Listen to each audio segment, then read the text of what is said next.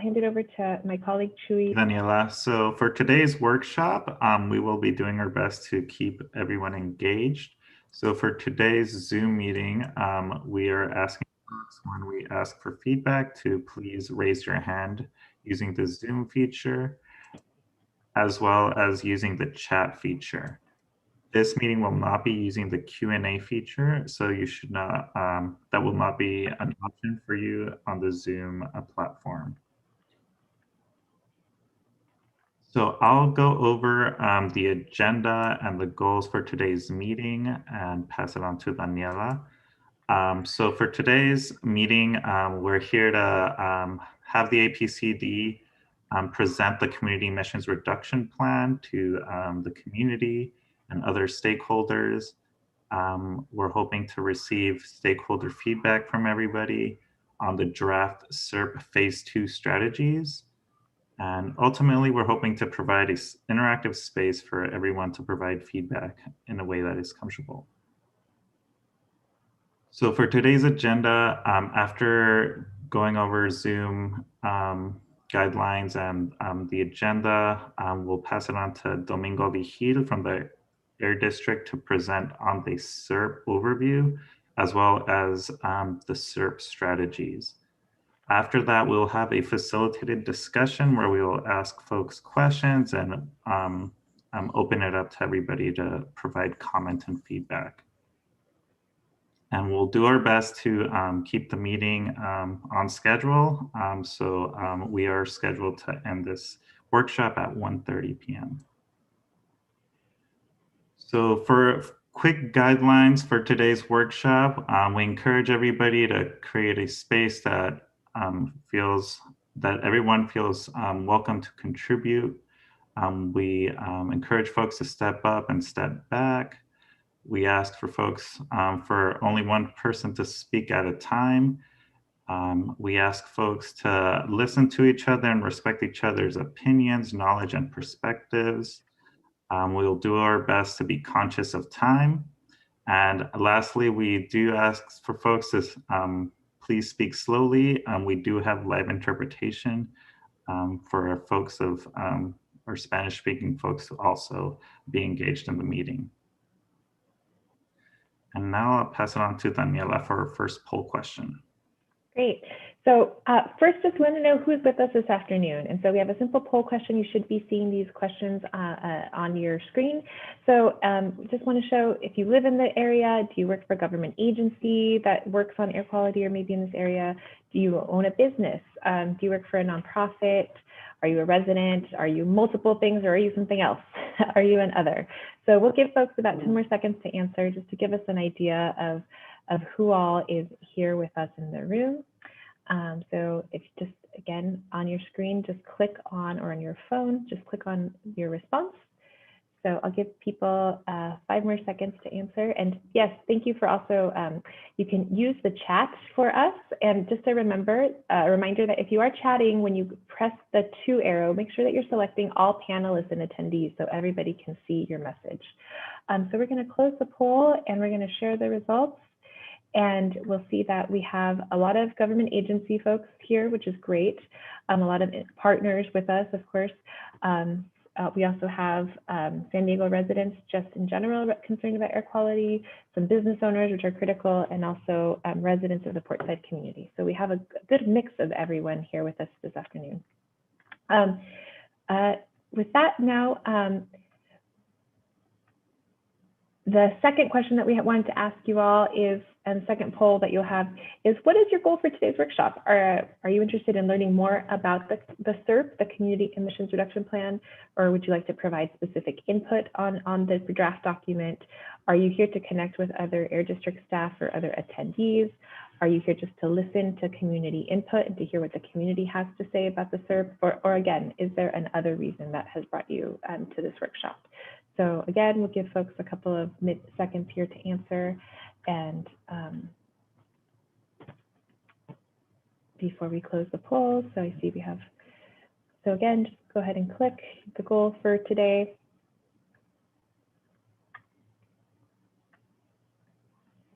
Great, and so maybe 5 more seconds.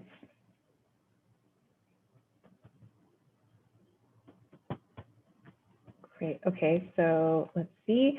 So the majority of the people in the room are here to listen to the community's input on the community emissions reduction plan.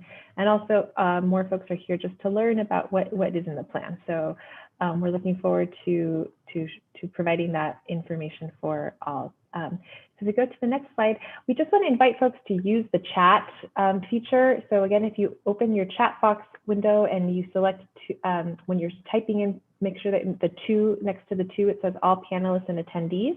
And again, when you click the down arrow next to it, you can select that with a check mark. And invite people if you want to write your name, maybe your affiliation, it's optional. And maybe what is your concern with air quality in the Portside community specific? So just as an invitation for you, if you feel comfortable and compelled to share with folks in the room in the chat. So with that, we'll go on to the presentation of the CERP overview. I will just, before we hand it over to Domingo Vigil, we'll just share that at the end of the presentation, we'll start a question and answer period, a facilitated discussion. At that point, all of the members of the public, which are currently in attendee mode, we're going to promote you to panelists. And that will mean that you will be brought into the main room. You'll be able to turn on your camera if you like, and you will be given the power to mute or unmute yourself, okay? So we're gonna do that just to try to facilitate with a smaller group this afternoon and just to maybe increase discussion amongst the group. So with that, I will turn it over to Deputy Director at the Air District, Domingo Vigil, to walk us through the Community Emissions Reduction Plan Phase 2 strategy. Thank you, Daniela, and thank you everybody for being here today with us. We really appreciate the time that you're taking from your busy schedules to learn more about the Community Emissions Reduction Plan and to provide your feedback. As Daniela said, I'm a Deputy Director with the San Diego Air Pollution Control District, and I oversee our Community Air Protection Program.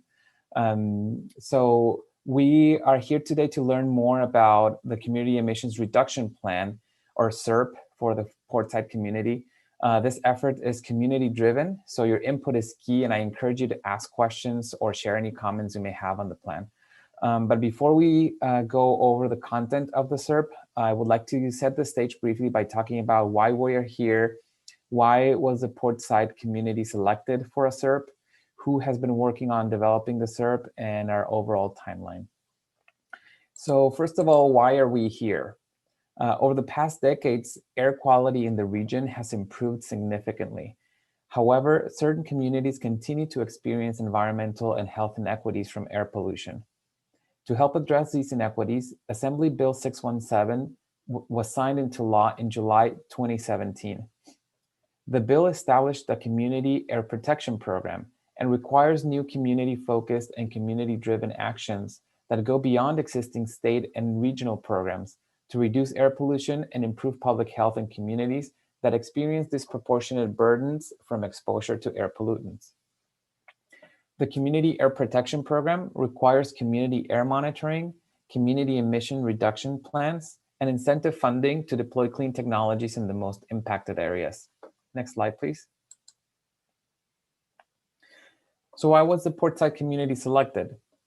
The Portside community, which includes Sherman Heights, Logan Heights, Barrio Logan, and West National City, was selected because it experiences higher levels of pollution burden and vulnerability than most communities in California, according to the state's Community Environmental Health Screening Tool, CalEnviroScreen 3.0. CalEnviroScreen is a science-based mapping tool developed by the Office of Environmental Health Hazard Assessment, or OEHA, and the California Environmental Protection Agency, or CalEPA, that helps identify California communities that are most affected by sources of pollution and that are often especially vulnerable to pollution's effects. CalEnviroScreen uses environmental, health, and socioeconomic information to produce a numerical score for each census tract in the state.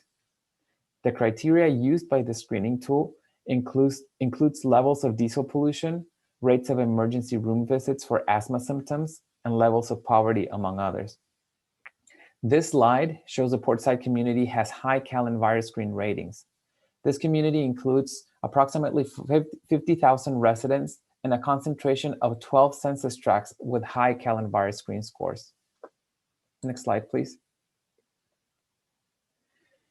So in terms of who's been working on this CERP, since 2018, the APCD convened a diverse multi-sector steering committee to discuss community air concerns and potential solutions with affected parties. The steering committee supports active community involvement and collaboration in the development of the community emissions reduction plan, and it includes residents and community leaders, representatives from public entities such as SANDAG, the City of San Diego, National City, and Port of San Diego, business groups such as the Industrial Environmental Association, and nonprofit groups such as the Environmental Health Coalition. To promote community engagement, steering committee meetings are held monthly and are open to the public. Meetings have been conducted virtually since April of 2020 to comply with COVID-19 health orders. Next slide, please. This slide shows the Community Emissions Reduction Plan timeline. The Portside community was nominated for this program by APCD and was selected by CARP to participate in December of 2019. Since then, the APCD has been working with the California Air Resources Board and the steering committee to develop the Portside Emissions Reduction Plan. Last November, the Air Pollution Control Board approved Phase 1 of the CERP, which included a set of early actions that are currently being implemented. After November of last year, APCD staff continued working with the Community Steering Committee to finalize Phase 2, which is our current stage for which we are soliciting public comment to finalize the CERP. A final proposed CERP will be presented to the APCD board for approval in July. Upon approval from the APCD board, the last step of this timeline is presenting the finalized CERP to the California Air Resources Board for approval. Throughout this process, APCD has worked to engage the community through regular community meetings, workshops, as well as email, printed, and social media outreach. Next slide, please. So now let's take a look at what the CERP includes. And this is just a brief summary of what you can find in each of the chapters. The CERP is organized in 7 chapters, providing information on the following areas required by the state's blueprint for the Community Air Protection Program. Chapter 1 on community profile describes the Portside community and why and how it was selected. Chapter 2, community outreach and engagement, describes the process to establish and convene the Portside Community Steering Committee and stakeholder and public involvement to develop the CERP. Chapter 3 is a technical assessment based on emission inventory data, and it contains a detailed discussion of community-level emissions and their sources. Chapter 4 is a technical assessment on monitoring data, provides data based on APCD's regional air monitoring stations. Additional monitoring data is currently being captured in the community to continue informing air quality status and progress. Chapter 5 is APCD's enforcement program, and it describes the program's elements used by APCD to enforce local air pollution control regulations. Chapter 6 talks about CARP's enforcement plan for the Portside community, and it provides CARP's review of 3 years of stationary and mobile source enforcement data to assess local air quality issues within the Portside community. Finally, Chapter 7, the proposed CERP actions in this chapter define a path to further reduce air pollution from sources in the community. This chapter also includes overall goals for the CERP, and it will be the main focus of today's workshop. Next slide, please. This table provides a list of the main agencies with an implementing role in the CERP. The CERP calls for individual efforts of these agencies or collaboration among them to implement actions in the CERP. Next slide, please. This is a continuation of the table, and it provides the rest of the agencies that are also collaborating on CERP implementation. Next slide, thank you. The CERP includes aspirational goals intended to guide the community members, businesses, organizations, and government agencies partnering in the implementation of the CERP to support health and environmental justice in the Portside community. The overall goals identify the direction in which the community wants to go to achieve emission reductions beyond regulatory requirements. Next slide, please. So now let's talk about the CERP strategies. As shown earlier, as part of the timeline, Phase 1 was approved by the APCD board, and it includes actions under the categories you see on the slide. Actions under these categories are also included public feedback through public meetings and workshops and received unanimous support by the Portside Community Steering Committee. For this reason, I won't review these actions today, but I will share some early successes. Under the outreach and community engagement, an Office of Environmental Justice was established within APCD by dedicating 2 full-time positions to expand EJ efforts in the region, and a framework is currently being developed for this office. Under our incentive strategies, we have funded projects in the Portside community, which include cleaner school buses and an electric tugboat. We are also developing an incentive program to provide air filtration systems to households within the Portside community. Phase 1 also included early commitments from other entities, such as the port, the shipyards, and the Navy. As part of these commitments, the port has deployed a total of 5 zero-emission trucks in 2 marine terminals within the Portside community, and is currently working on achieving additional emission reductions from replacing older cargo handling equipment and from a number of additional projects. The shipyards have implemented policies requiring air compressors to be powered by zero-emission technology or Tier 4 engines. And the Navy is operating in-port ships on shore power to the fullest extent practical when ported at the base. These early commitments and results are a true testament of the collaborative approach of the CERP partners and reflect the value of community input in informing air quality priorities in the Portside community. So we truly encourage your feedback and input during today's meeting and also afterwards, as you can continue providing input through email and calls until May 7. Now, next slide, please. I'd like to center our discussion today on Phase 2 strategies, which have yet to be approved by the APCD board and have been the main area of focus and refinement since Phase 1 was approved last November. Phase 2 actions are classified under the following categories: heavy-duty trucks, land use, working waterfront, and advocacy measures. So let's go over them one by one. To reduce truck emissions and exposure to those emissions in the Portside communities, actions under the heavy-duty trucks category support electric trucks and charging infrastructure, support dedicated truck routes in the community to minimize exposure to at-risk populations, provide for the needs of truck drivers and businesses that rely on them, ensure fair outcomes for truck drivers regarding incentives, and promote enforcement of mobile source air quality rules. Next slide, please. Actions under the land use category provide for reduced exposure through improved community planning, transportation planning, development of additional community green space, indoor air filtration, enforcement of truck regulations, as well as further studies on health inequities in the communities. Some of the actions call for the development and adoption of community plan documents, which provide commercial land uses and zoning that serve as a buffer between sensitive receptors and sources of toxic air contaminants, as well as additional green space in the communities. Next slide, please. Actions under the working waterfront activities category focus on reducing emissions associated with activities from the Port of San Diego, shipyards, and US Navy. These entities made early commitments in Phase 1 of the CERP and have already had some accomplishments as shared earlier.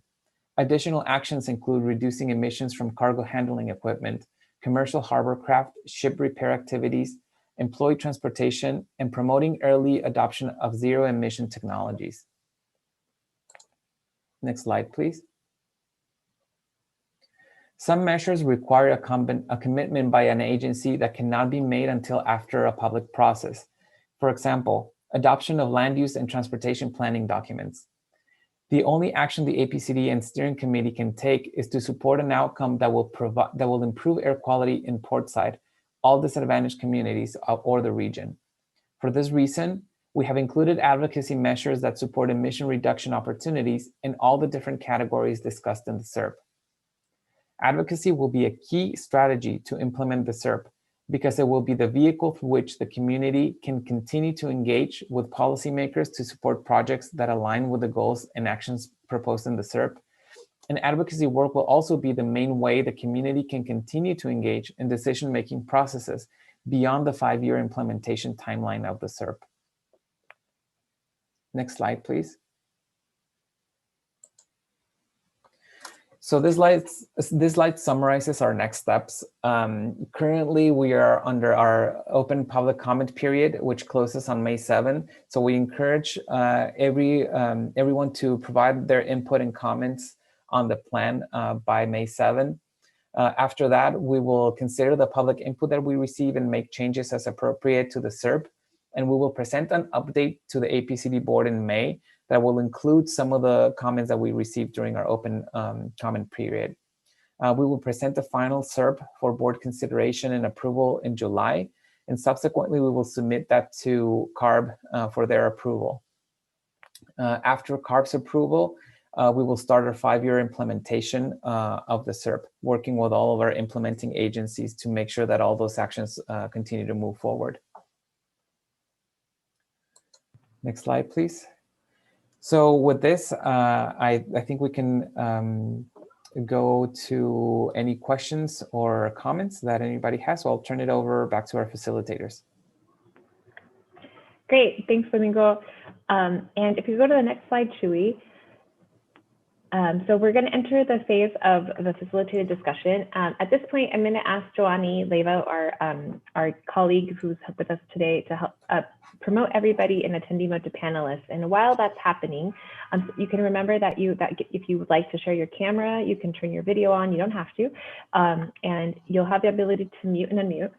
I just do want to show the survey results. So when people registered for this workshop, we asked you all what were the topics of the CERP that are most interesting to you.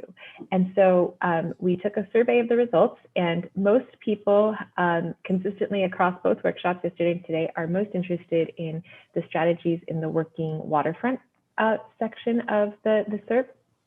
There's also a lot of interest on incentives and enforcement. Those are strategies that were part of the initial phase 1 strategies that were approved by the APCD.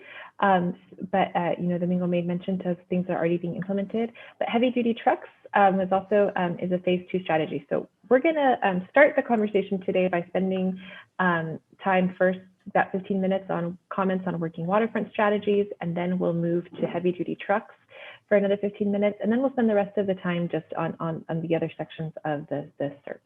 So with that, I think now everybody except for our person on the phone is in panelist mode. So with that, Drew, do you want to bring up the strategies for working waterfront on the screen as a reference? So we will leave these strategies up here for you all to reference. And if you would like to make a comment, just remind you to raise your hand. And now that you're a panelist, I believe that you have to, in the bottom bar, bring up your participant window. And if you bring that up at the bottom, you will find the tool to raise your hand. And so if you can't find that and you would like to make a comment, we ask that you chat your name into the chat box. And we'll call folks on that. So while we're waiting for people to raise their hands to see if there's any comments or questions, I think we also want to bring up, I think the questions we want to ask, is there something that you liked about these strategies? Is there something missing? Is there something we can do better? Or do you just have a general comment about that issue? While we're waiting for people to raise their hands and make a comment, I also just want to recognize the steering committee members from the AB 617 steering committee that are here with us today. I see Josephine Talamantes, Joy Williams, Sarah Giobi, and Jose Marquez Chavez. And until recently, Liana Rios was one of our steering committee members. So just thank everybody for being here and for these folks join meetings, monthly meetings to help guide the development of this process. So with that, are there any comments or questions that anybody would like to make? I don't see any hands raised, but if you're unable to find the hand tool, I think you have to, I think it's the box with the triple dots at the bottom of the participant box right there. I think you should be able to raise your hand. If not, I invite you to unmute yourself or to write your name into the chat or to type a comment.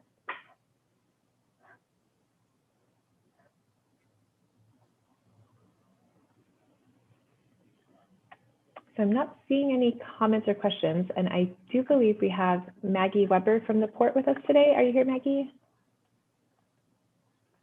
Hi, Maggie. Hi, Daniela, I'm here. I don't know if you want to talk about any of the particular strategies that you guys are working on, or... Yeah, so a lot of these working waterfront strategies have overlap in the port's maritime clean air strategy that we're developing. In case some of you aren't aware of our effort with the Maritime Clean Air Strategy, also known as the MCAS, we are looking at our MCAS as a complementary effort to the CERP.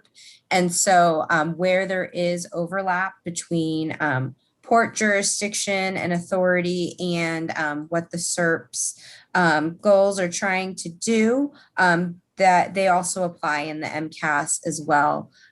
So for example, item G1, reduce diesel emissions from cargo handling equipment. That is a objective that's also found within the MCAS, as well as G2, reduce emissions from ships at berth. G3, reduce emissions from harbor craft. Actually, all of these, now that I'm thinking about that, with the exception of G8, because that's the Navy. So we're hoping that the CERP and the MCAS together will get us where we want to go as far as emission reductions in the portside communities. And I'm happy to answer any questions about that. Great. And again, you know, if you can't raise your hand, write your name in the chat or unmute yourself. Just ask that we don't talk over each other. We also have Sarah Giobi, who, in addition to being a steering committee member, is a representative for NASCO and the shipyards, which are a key part of the working waterfront. And so, Sarah, I don't know if you wanted to come in and just say a few words while we wait for people to have questions. Can you hear me? Yes, we hear you and see you. Oh, good. Okay, I'm working off my little phone here, so it's a little hard to work on. So the shipyard commitments really center around items G4, G5, and G6. We know from participating in the CERP that diesel air pollution is a real concern to the community. And so we identified that one strategy that the 3 shipyards can do is to implement policies that encourage our contractors and ourselves to use either the cleanest Tier 4 diesels or zero emission electric technology for compressors. We also are going to be working with our subcontractors. That would be some of the smaller companies that come in to help make sure they understand the rules and the best practices involved with reducing pollution. And then finally, we also have heard that folks are concerned with emissions from our employee transportation activities. We all, to a degree, have either subsidized van pools, subsidized trolley passes, those sorts of things. But we've thrown in a commitment to try to work to increase participation in those programs. And so we'll be partnering a little bit with Sandag on that. So that's really the gist of it. And I'm happy to take any questions. Great, thanks. And any questions or comments for Sarah or for Maggie, or just comments on the strategies or something you don't understand, a question, something missing, an idea? Quiet group today. Okay. Well, maybe we can move on to the next set of strategies then, and we can always come back. But I think the next issue of most interest for this group was heavy duty trucks. So consistent with what Sarah was sharing. So again, the strategies for heavy duty trucks, and excuse the sirens in the background, are to advance the deployment of heavy duty on-road electric trucks, achieve a fair outcome for small fleet owners, support dedicated truck routes, and avoid truck impacts to local community. E4 is increased number of truck parking and staging facilities with electric charging capabilities, and E5 is to ensure fair outcomes for truck drivers. I'm not sure if there's any questions, comments, or anything, Domingo or anyone else from the that worked on these strategies from the steering committee or from the Air District wants to provide any comments. Any questions, ideas, something you like, something that's missing, something you don't understand that's not clear? Again, you can unmute yourself. I'm not sure. Can somebody just mention what was discussed yesterday? I think it was a good point that was brought up about the map for the trucks, the routing map. So I don't know, Domingo, if you want to share what was discussed yesterday about that. I know there was a member from the city of San Diego that talked on that. I don't know if he's on the line, but I thought that was a good point to bring up. Sure. Thank Thanks, you. Monica. And actually, one of the I believe that might have been part of the land use strategies, but it still connects with this category. And it was just making sure that folks were aware of the existing truck routes and that they had clear maps showing what those truck routes were. I believe there were some suggestions about using colors that could easily identify which routes are able to, are the right ones to use for trucks versus which ones are not. And also, there are proposed land use zoning requirements based on the Barrio Logan community plan update. So that was brought up as well with in connection with the truck route. So that's another document that will be important for folks to get engaged with. And that also highlights the importance of our advocacy measures, because a lot of these plans and planning documents still need to go through a public review process and will be approved by elected bodies. So it's difficult at this point to make any concrete commitments regarding those efforts until those plans are adopted. But the role that the community steering committee will be key in ensuring that we express our support for the measures or the plans or the projects that will move forward the actions that we have in our CERP.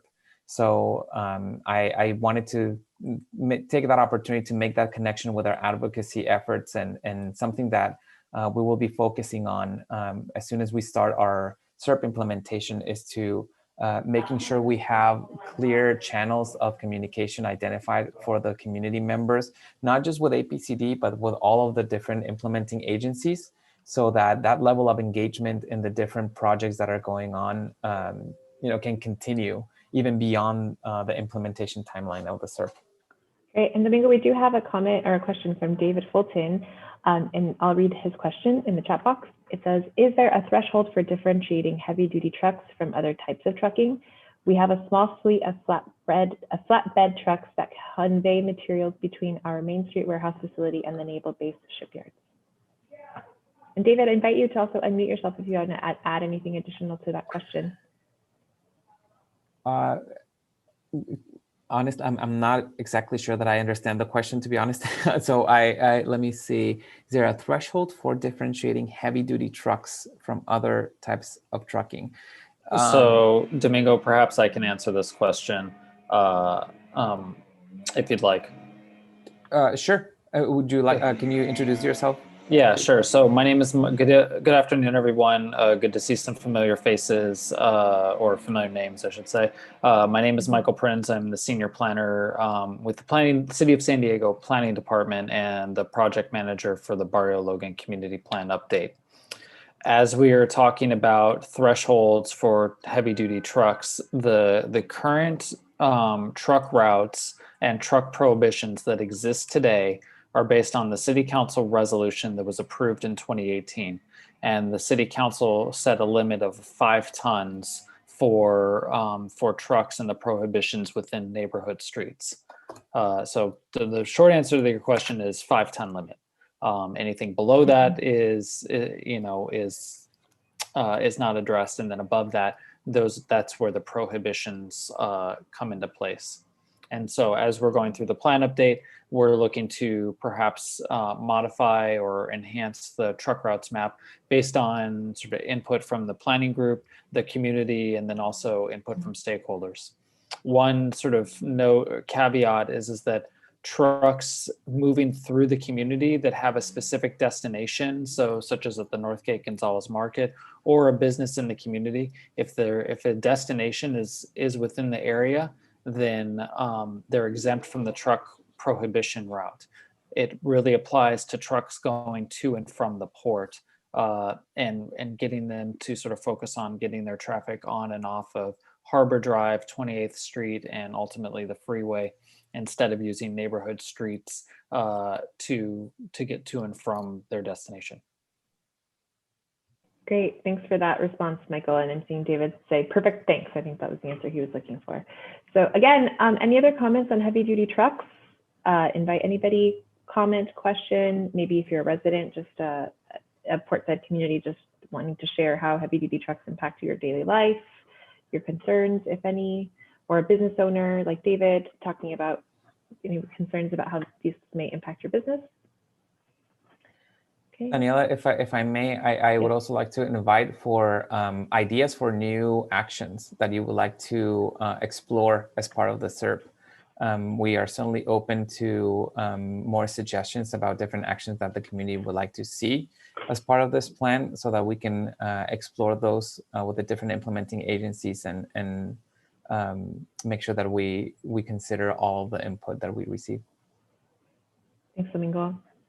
So again, you can type those into the chat box like David did, or you can unmute yourself and talk or raise your hand.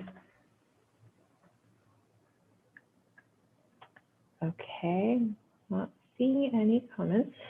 Okay, well, maybe we can go to land use. And again, so maybe go to that slide, bring up the strategies there. And we do have Michael Prince from the city of San Diego, which provided a really great overview yesterday of how the Barrio Logan community plan update and intersects with the CERP or complements it, similar to the ports and CAS. So again, just a reminder that some of the land use strategies that were developed by the subcommittee, working in conjunction with the subcommittee of the steering committee with other partners, are to support land uses that serve as a buffer between industrial and residential uses in the portside community, reduce exposure for sensitive receptors within 500 feet of the port, freeways, and industries, promote urban greening, ensuring that we're reducing exposure to air pollution at the public schools, supporting the Harbor Drive multimodal corridor study and the land use proposals within that study conducted by the port, the neighborhood, and promote neighborhood resiliency and housing stability, improve transportation efficiencies, and the diversion of trucks through the communities. So those are the strategies that were developed. I'm not sure if anyone wants to, if everyone has a specific question, or if Michael, if you want to come in and maybe talk again about the Barrio Logan plan, and again, also invite people to provide ideas for additional things to consider or question or clarification of something that isn't clear. Sure. Thank you, Daniela. Yeah, I would just sort of echo the comments that I made last night, and also want to recognize Josephine and Derry Pence in particular. I mean, there was a number of people who are here who were involved in that effort, but Josephine and Derry were integral to sort of providing us, the city, with direction and guidance on how we can complete the plan update, consistent with the goals and creating a compromise amongst the community, the Environmental Health Coalition, and the shipbuilding and ship repair industry. And so what we did is really to implement sort of strategy one, F1, which is supporting land uses that serve as a buffer between industrial and residential uses in the portside community. That's what the community plan update has been drafted, and it's available on our website, planbarrio.org, and on the city's website for community review and public review. And it establishes commercial uses that buffer the residences in Barrio Logan and the portside industrial uses. It also establishes policies and a street tree plan to enhance urban greening in the community as part of both new public capital projects and new private development that will be required to include landscaping as part of their planning efforts and implementation efforts. And then increasing housing capacity within the community as a whole to create sort of housing stability and policies that support affordable housing. You know, there's still work to be done on the plan update, and we still have additional review, but the draft does encapsulate a lot of the work that has been done and the input that we received from the community. Awesome. Thank you, Michael, for that overview. I see that Miguel Rosales has his hand up. So I'm going to go ahead and lower your hand, Miguel, and go ahead and unmute and make your comment.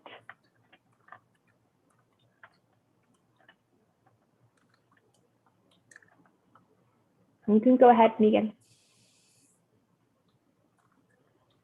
We can't hear you. Are you calling in by phone? I wonder if you are the 619 number. And you should be able to unmute yourself. I believe it's *9. Can you try talk? Is that me? Yes, it is. I'm sorry. I accidentally.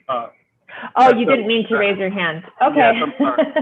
Okay, no worries. No apologies here. I was excited, but now I'm going to be sad. Now I'm going to pick on Josephine Salamantes because she's a steering committee member, and Derry Pence, since Michael called you out. I don't know if there was anything else you guys wanted to add from your perspective, given your involvement in both in the 617 process and also with the Vario Logan plan, or just a perspective you wanted to add.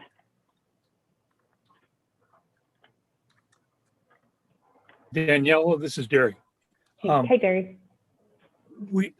We have spent a lot of time doing this with the primary objective of creating a buffer between industrial organizations and residents. And I strongly support what has been created. And I can't say enough about what Michael has done to transform the MOU into something that can actually be used as a plan. And we look forward to getting this through the system and approved by City Council before the end of this calendar year. Thank you very much. Thank you, Jerry. I appreciate that. And Josephine, did you want to add anything? Not at this point. Thank you. Okay, thank you, Josephine. Great. Well, are there any other comments or questions about the land use strategies?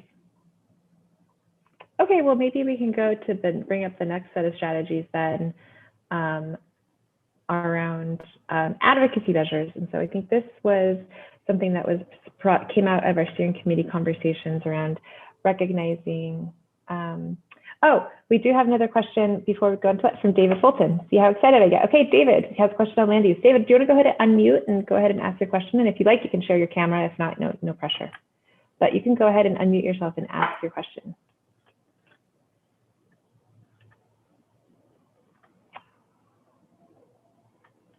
And I'm going to prompt you to unmute. I'll say ask to unmute, and you should see. And you're unmuted, so you can go ahead and talk now, David. Okay, can you hear me? Yes. Okay, perfect. Just about the public school exposure reduction. We are also lucky enough to be located directly next to Perkins Elementary School. Fortunately, we don't have a lot of activities that involve any emissions that are that occur locally, so it shouldn't apply to us. But I'm just curious to know a little bit more. I mean, I did read through the CERP Chapter 7 proposed strategies, but I didn't see anything specifically that might impact us or that we should have on our radar for things that strategy might apply to. Would there be monitoring or any enhanced monitoring or activities like that we should be cognizant of, or is there any other things we might participate in to improve the air quality around the adjacent public school? That's a great question, and I appreciate the proactive position. Domingo, anyone from your district? Yes, and part of what we are envisioning for this particular action is to help school districts develop incentive funding applications for indoor filtration systems, so that those technologies can be deployed in the schools and benefit those entities and the students. So that's something that we're currently working on, is developing our indoor filtration incentive program. And I don't know if we have, I think Kathy's on the line. Kathy, I don't know if you want to share anything about that, and also a little bit maybe about our other incentives that can be used to support these types of projects in the schools. Sure, I can just speak for a minute or two about that. We do have a program available right now for schools. There's funding available to install air filtration programs, HVAC systems for students to help with indoor air quality. Also to replace furniture in the schools. Sometimes furniture gives off VOCs, volatile organic compounds, and there are some cleaner, nicer options, and we have some incentive funding for that as well. There's also opportunities for lowering emissions directly at the school. So for example, lawn and garden equipment that are used on school sites are also eligible for potential incentive funding on those. And then in general, most of our incentive projects focus on reducing emissions from diesel equipment. So trucks and off-road equipment and marine vessels. Right now, they're focusing on repower or replacement of that equipment. So if you have an older piece of diesel equipment and you're looking to upgrade particularly to zero emission, we're very interested in finding projects like that in Portside to help make that transition to that new cleaner technology. So we have several $1 million available every year for those programs, and I hope that people will be interested. The one thing that we're also doing with the CERP is, for those of you who participated in our incentive programs before, you know that they're very restrictive about what you can and can't do in those programs. One of the benefits of adopting a CERP is that we can now have some flexibility in some of those restrictions in those incentive programs. So we're looking forward over the next year to see what it is that the community would like to have different about those incentive programs. So I encourage anyone to participate in those discussions. So, thanks. Thank you, Kathy. Would you mind putting an email, a contact on the chat, just for folks who might be interested in applying for any of those grants that are currently available? Of course. Yeah, I'll do that right now. Thank you. Daniela, you're on mute. Oh. I would just make sure it goes to all panelists and attendees, Kathy. Okay.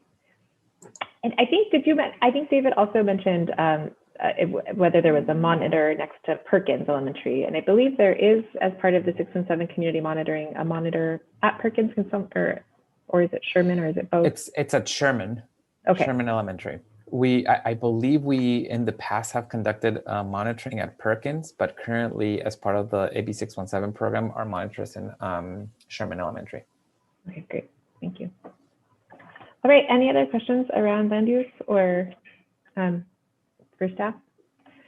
Go back to the advocacy measures, which I think is just a general section in the strategy that emerged out of a recognition that this will be an ongoing project, and the effort to reduce emissions in the Portside community will be ongoing, and it requires a lot of different partners and activities, and there's always opportunities to advocate for projects that will support the goals and actions of the CERP, and to work with the community to continue engaging the community in the decision-making process. And so I believe this is sort of a unique strategy to the CERPs. I don't know that other CERPs in the state have this, but I don't know if there's anyone from the steering committee that wants to comment on this, or the Air District, or any questions or something that's not clear.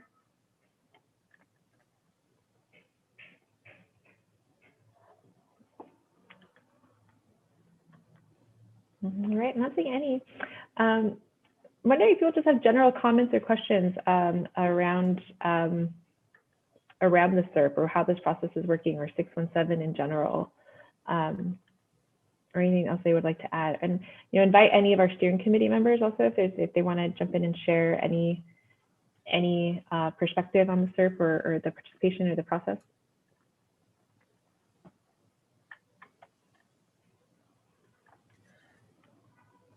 Daniela, I'll take this opportunity just to share a little bit of information about the implementation of the CERP.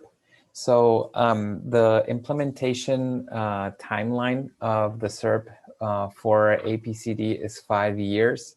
So I wanted to clarify that there's a number of actions in the CERP that call for longer implementation periods and goals that go beyond 5 years.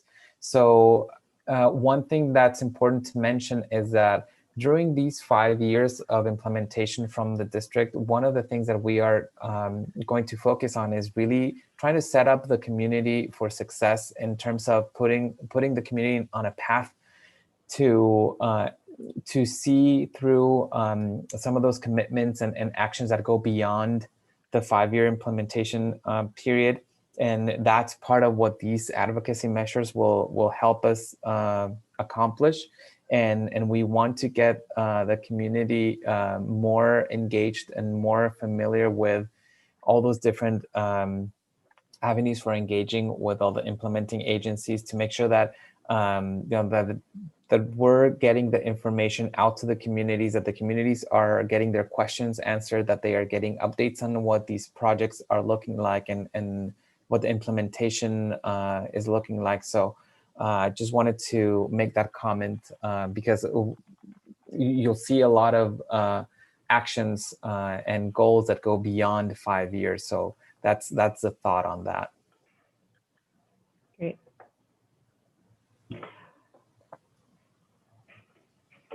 Well, I do also want to, we did have a question at registration. When people registered, we gave them the option to ask questions. And so I think there was also a question about how the CERP addresses motor vehicular emissions from freeways. And I don't know if. Sure, absolutely. So there are,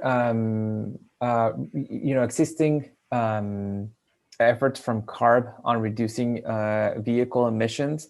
And we are also trying to engage our implementing agencies and our businesses and organizations within the community to make early commitments to meet those emission reduction deadlines ahead of the regulations. That's also part of the goal with our incentive programs, is to help those businesses who want to make emission reductions ahead of regulations, is to assist wherever we can with incentive funding.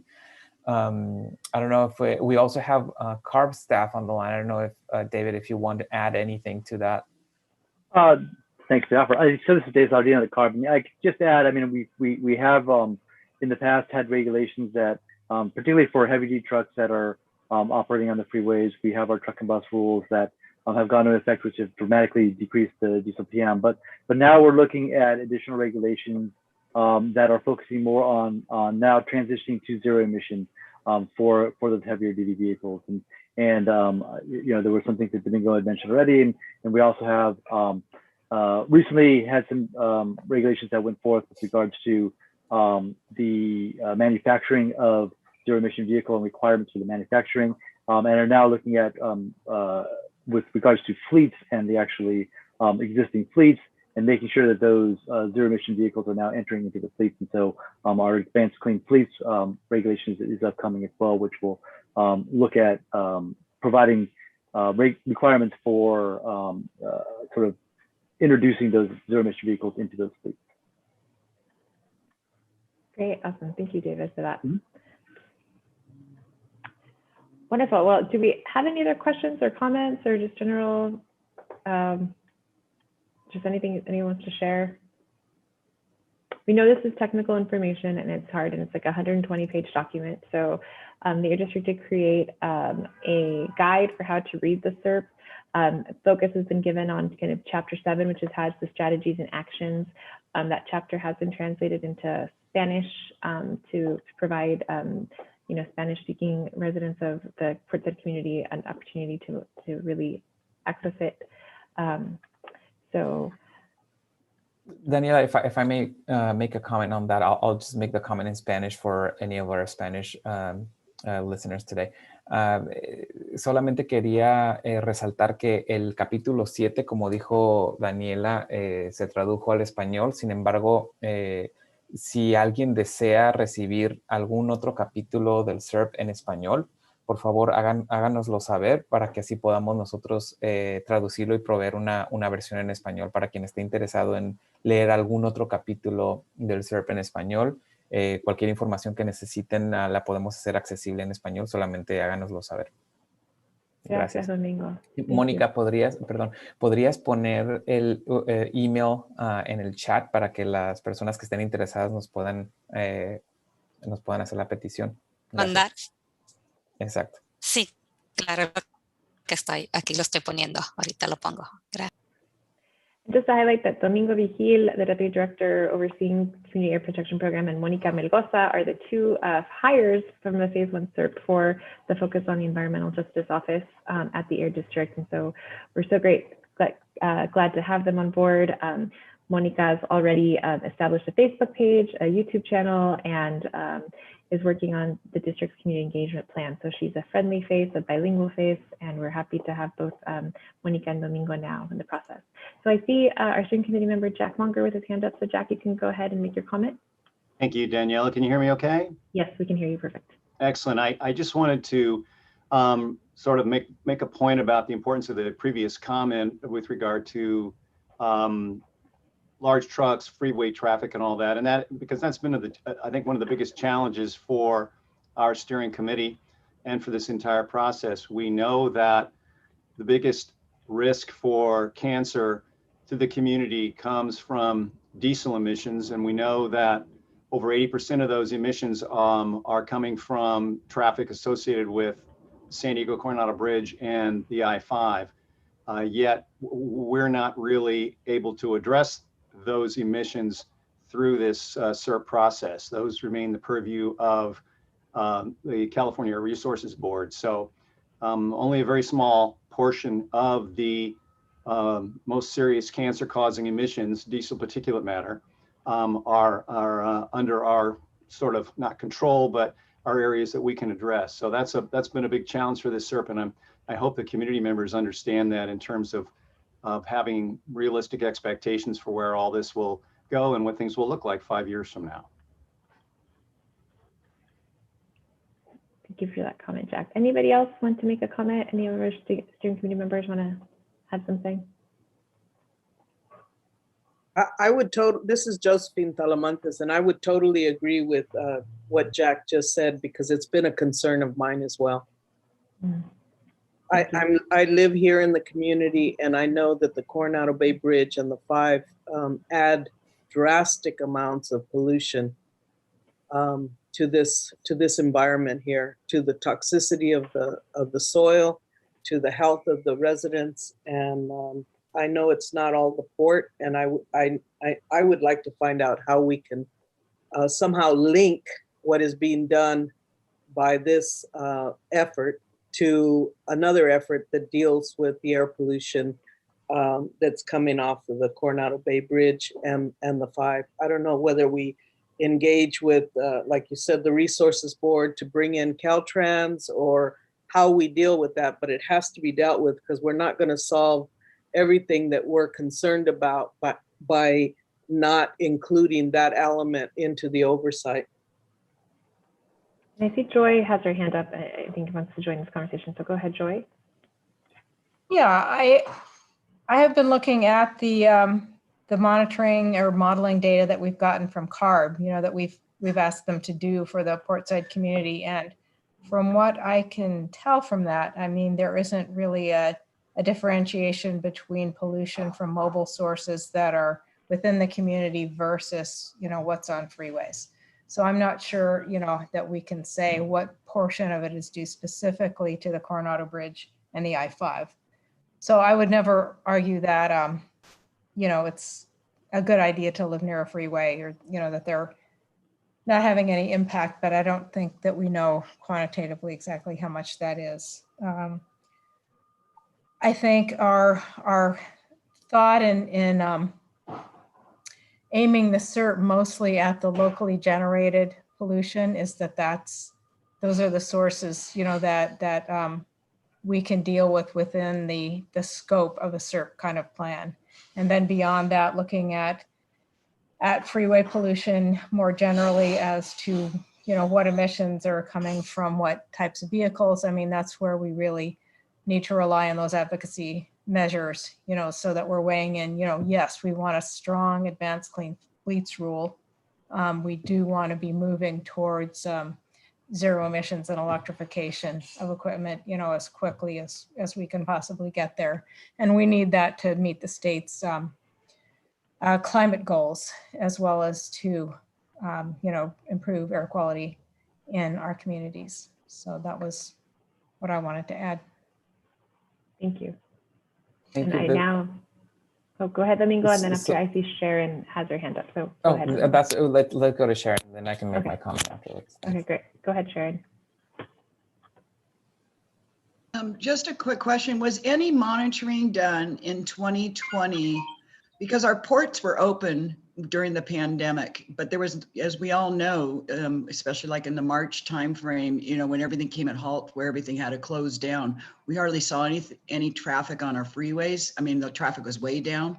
Do we have any monitoring to show? Maybe that will help us figure out, kind of at least an idea of what the freeway in Coronado Bridge is contributing. Just a suggestion and just a question. There has been some monitoring locally done in the community at different points in the community. I can share, I can send a map with the locations of those different monitoring sites, as well as a link where the monitoring data can be accessed. We have presented this data a number of occasions to the Community Steering Committee, and we can certainly bring it back as needed so that we continue to provide updates on what the data is telling us. And we are currently also working closely with the California Resources Board, who's assisting us with conducting some modeling for the port-side community to identify different levels of risks from different emission categories. So that monitoring data will further help inform any future actions that we might be able to take based on what the data is telling us. So I wanted to also comment. I completely agree with all the speakers who just provided their comments previously, with Joy, with Josephine, with Jack. I think all of those points are very well taken. I agree. It is a concern that there's a lot of emissions coming from the freeways. And that is something that, as Joy mentioned, where the advocacy measures will be key in us being able to engage in the regulatory processes and the planning efforts, so that we can push for the results that we would like to see in the community and that would bring emission reduction benefits to the community. And we also need to focus too on the things that we can do in the community. There are things that are more easily within our reach and more easily under our control and our purview. And I think those are key areas where we can make some progress. So we need to take a look at those and not discount those, because they will also be important. But I completely agree. Emissions from vehicles is still a big concern, not just in the community, but statewide. Right. So it's something that we will continue to be engaged with CARB and help engage the community in those processes to get that input as well.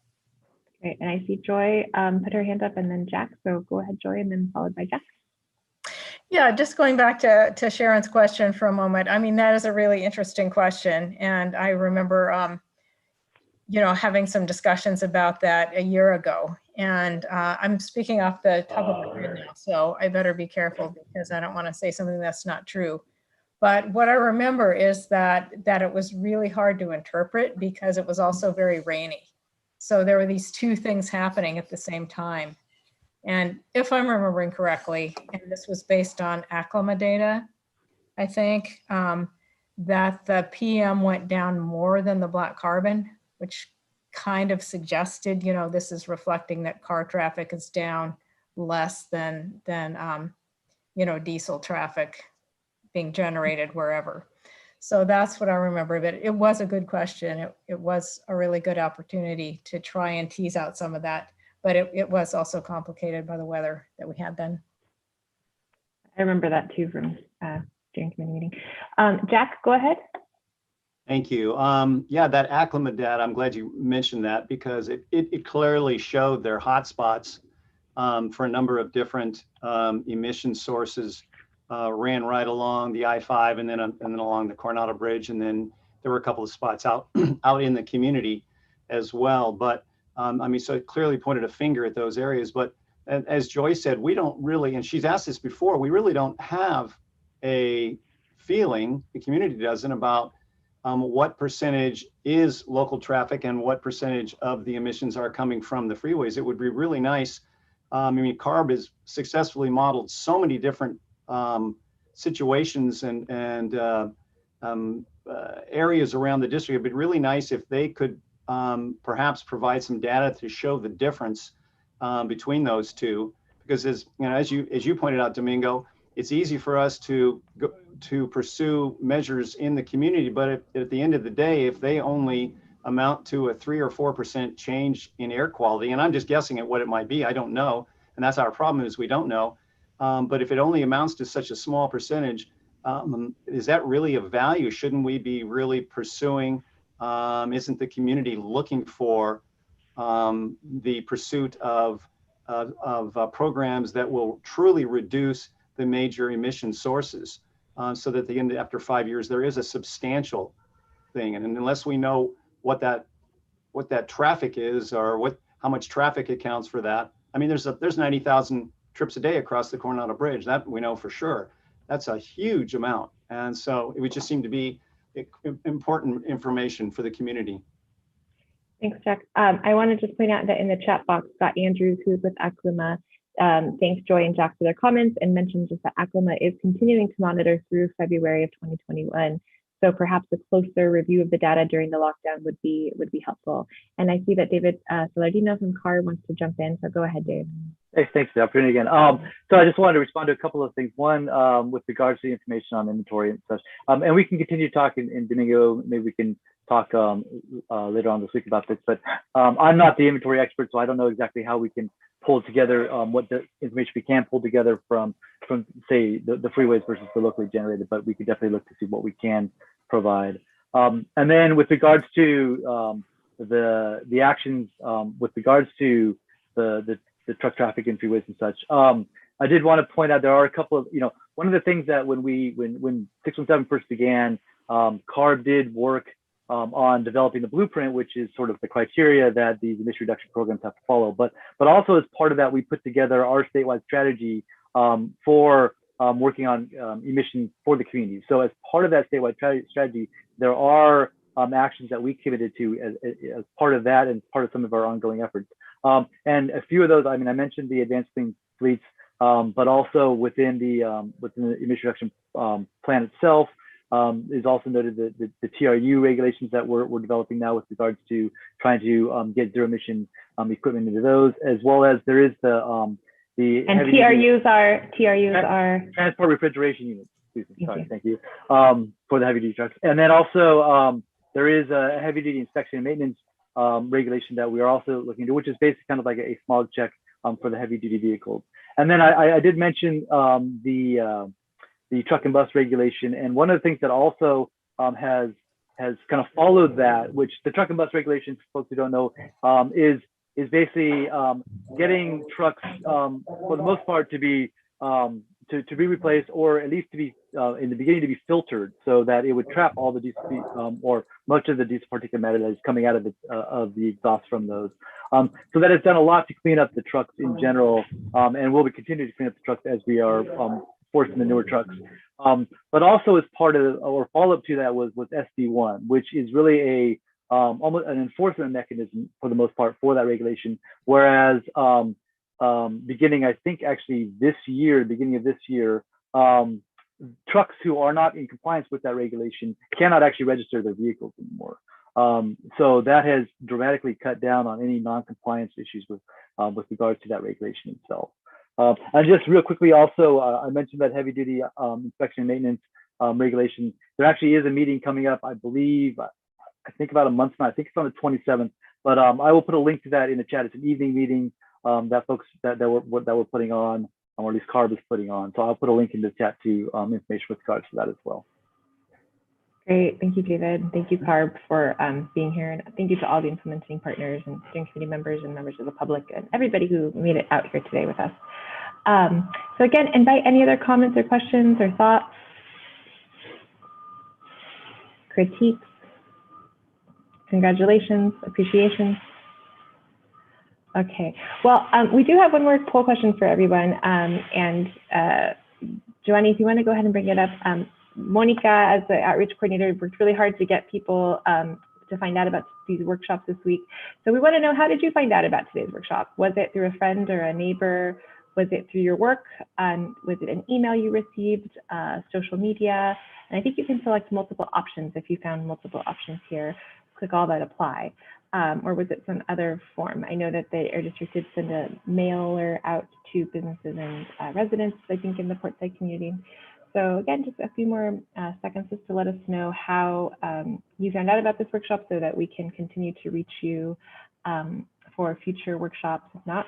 Also, we all have your we now have your emails as part of this, and so we can add you to the 617 distribution list so you can stay abreast of issues moving forward. So again, 5 more seconds maybe here, and we can close the poll. All right, we'll go ahead and close and see that most people found out through their work and an email, probably a work email, some through the mail to folks, some mostly others. So we wanted to go ahead and just bring our meeting to a close a little bit early to give folks time to get lunch. And I do want to ask Domingo or Monica or anyone from the district to, if they want to make any final comments, and just call to the attention too that David Salardino did just put the meeting on heavy duty trucks, the human inspection in the chat. So Domingo, do you want to share some closing words? Yes, thank you, Daniela. Just wanted to thank again all of the attendees to this afternoon for their time and their engagement, their feedback. Hopefully you found this workshop informative. As a reminder, we continue to accept public comments through May 7. So we really encourage you to provide any input that you may have on the plan, whether it's pieces that you need more clarity on, or ideas for new strategies, or other solutions that we're not currently reflecting in the plan that you would like us to consider. We certainly welcome all of that feedback. So I encourage everybody to get us their comments. And lastly, but not least, wanted to thank all of our implementing agencies, all of the members of the steering committee, and all the members of the public who have made this CERP possible. We're here thanks to the collaborative efforts of everybody. It's truly been a team effort. So I just wanted to say thank you for that, and I look forward to continue working with everybody. Great. We had one last question in the chat from Socorro about where will the video for this meeting be available, recording. And Monica, correct me if I'm wrong, we are live streaming to the Air District's YouTube channel. And so you should be able to, after this meeting ends, go to this district's YouTube channel and find today's meeting. Is that right, Monica? That is correct. Yeah, that is correct. Okay. I'm also going to post it on our website, but it will be available on our YouTube channel. Great. Awesome. And well, with that, on our Facebook as well, as Facebook account. Great. Well, great. So these are the faces you need to know, Domingo and Monica. We thank you guys all for joining us this afternoon. We hope you enjoy the next 15 minutes of your schedule back. And the Air District, this AB 617 steering committee does meet monthly. I believe our next meeting is, I think usually the third Tuesdays of the month. Correct. So you can find more about us at the website for the AB 617 page at the Air District. And if you join, you'll see me and Chewy more often, once a month, and Monica and Domingo. Okay, with that, thank you, everybody. And thank you to Frida Bloom for providing our translation for this afternoon's meeting. With that, take care, everybody. Thank you.